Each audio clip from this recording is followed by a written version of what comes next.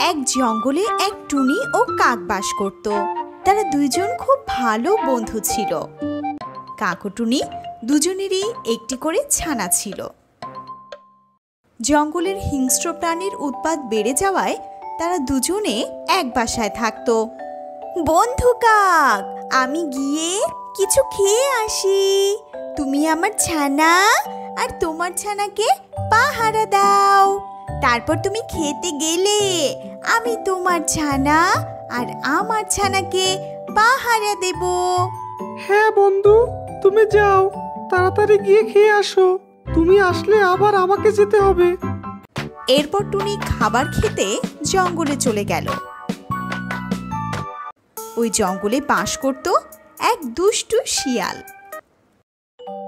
আরে আরে, ওই দুষ্টু শিয়ালের পায়ের আওয়াজ শুনতে পেলাম মনে হয়। তাড়াতাড়ি এখান থেকে পালাতে হবে, তা না হলে আজ ওই শিয়ালের খাবার হতে হবে।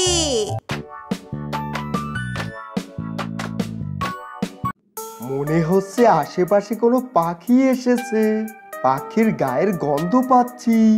যাই তো, গিয়ে দেখি তো পাখিটাকে ধরতে পারি কিনা। এই বলে দুষ্টু শিয়াল জঙ্গলের নদীর কাছে যেতে শুরু করলো। এদিকটা থেকেই তো পাখির গন্ধ পাচ্ছিলাম, কিন্তু এখানে তো কোনো পাখি দেখতে পাচ্ছি না। তার মানে পাখিটি আমার সামনে থেকে পালিয়ে গেছে। বজ্জাত পাখিগুলো দেখছি আজকাল খুব চালাক হয়ে গেছে, সামান্য পায়ের শব্দ শুনেই দৌড়ে পালিয়ে যায়। আহ, খুব পানির পিপাসা পেয়েছে।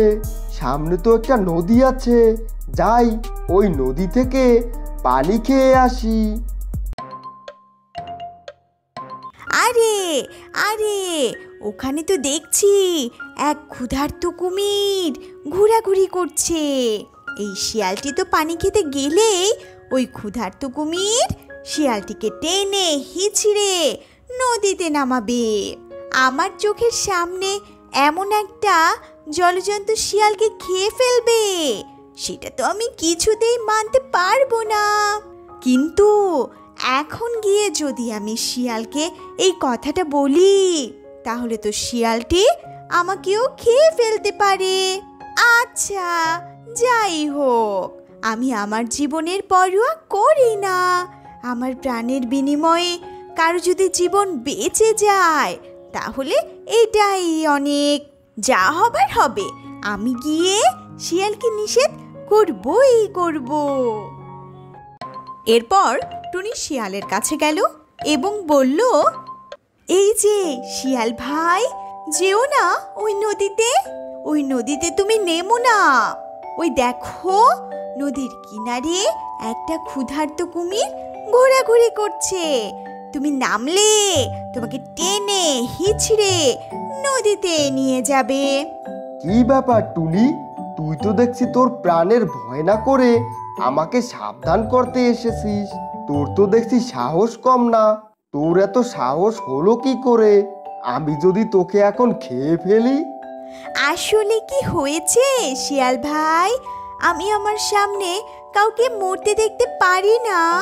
তুমি আমার চোখের সামনে ওই কুমিরের হাতে মারা পড়বে, এটা আমি কিছুতেই মেনে নিতে পারবো না।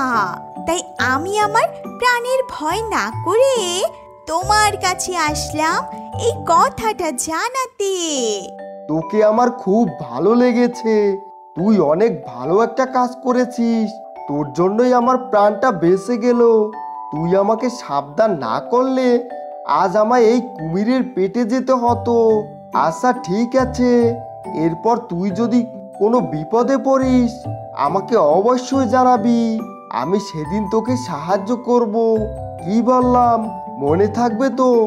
অবশ্যই বন্ধু, মনে থাকে জানো। ঠিক আছে শিয়াল ভাই, আমি এখন গেলাম। ওদিকে আবার আমার জন্য আমার বন্ধু কাক অপেক্ষা করছে। আচ্ছা ঠিক আছে, যা যা। এরপর টুনি সেখান থেকে চলে গেল। আজকালকার দিনে এমন প্রাণী আছে যে নিজের জীবন বাজি রেখে অন্যের জীবন বাঁচিয়ে দেয়। না না, এই টুনিটার কোনো ক্ষতি হতে দেওয়া যাবে না। এই টুনি যদি কোনোদিন কোনো বিপদে পড়ে সেদিন আমাকে উদ্ধার করতে হবে।